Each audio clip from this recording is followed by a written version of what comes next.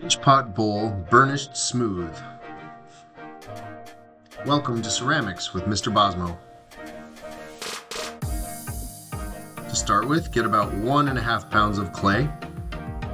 And then you're going to work to just form this into a nice sphere, into a ball, a baseball shape. Trying to get rid of any major dents or imperfections. Trying not to trap or fold any air into the clay. And also not overworking this until it gets totally dry. Then you're going to push your thumb straight into that ball until you get about 1/2 inch at the bottom, and then start to make a round cavity using the face of your thumb. So you're pressing the face of your thumb against the inside of that cavity and rotating and smoothing the inside. And here you can see the way that my thumb fits to that curvature of the inside and how thick the walls still are after this step. Then I'm going to start to pinch with flat fingers. So notice my fingers are not bent. I'm not using the tips of my fingers. I'm using the pads of my fingers. My fingers are staying close together. I'm using light pressure, and I'm pinching and rotating hundreds and hundreds of times. I've now gotten the bottom down to about 1/2 inch thick. You can see that I was only pinching the bottom, and now I've raised my hand up a bit to pinch in the middle. Again, hundreds of pinches. You may need to stop and stretch your hand. So now I'm at a point where the top edge is still nice and thick. If I want that bowl more open, now I can take that thick edge and I can start to spread that out and pinch it and pull it backwards, slowly stretching so I don't tear the clay. And now I've got something of an even thickness all the way from the bottom to the top of my pinch pot. But I'd like to see the top edge of my pinch pot get even thinner and taper a little bit. Also, this will make my bowl a bit larger, so I'm just working my way from the bottom to the top, pinching and thinning that edge and rounding out the wall of my bowl a little bit more. So once the bowl is formed, here we can see the 5 stages of that pinch pot. So at stage 1 we made the round cavity, stage 2 we made the bottom 1/2 inch thick, stage 3 we made the middle 1/2 inch thick, stage 4 we stretched out the lip, and then stage 5 we tapered.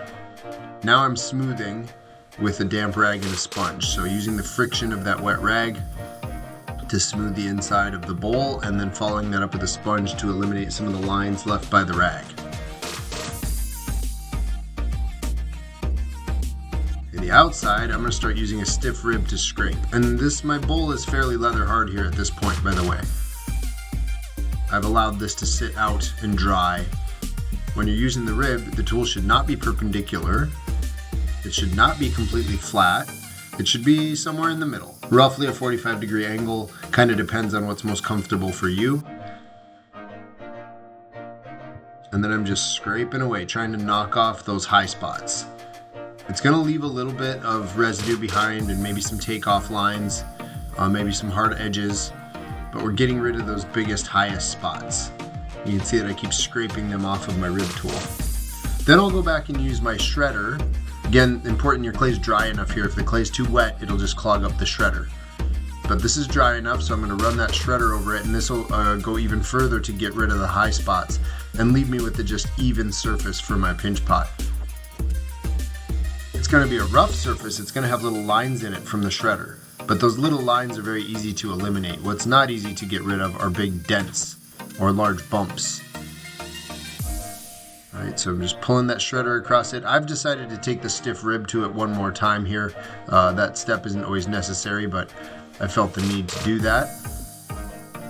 Manage all those scraps. Those will go in that open bucket to get recycled back into slip. So now my surface is pretty even, but I need to get it smoother, so I'll take that sponge and rag combo again. Start with the rag, nice damp rag, and then follow that up with a sponge. Here I'm repairing a little divot on the bottom. I just packed some clay in there and rubbed it in with my fingers. Now I gotta wait, let it get even more leather hard. If I'm gonna do this burnishing step, it needs to be pretty dry. If you try to do this when the clay's still wet, it just sort of mushes the clay and pushes it around. It doesn't actually compress it and shine it. So if the clay is dry enough, you should notice that the surface looks shiny when you're done going over it, that it looks harder, that it feels compacted.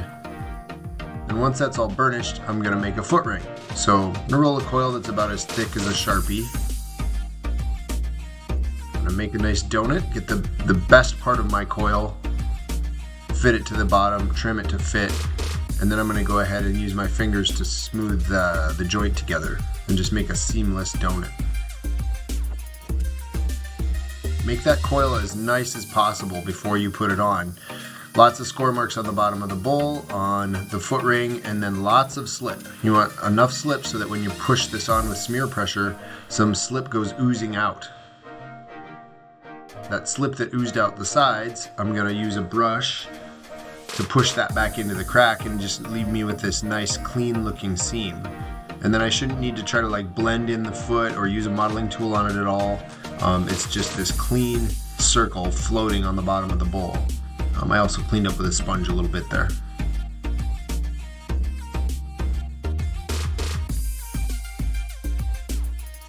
There you have your pinch pot bowl, burnished smooth.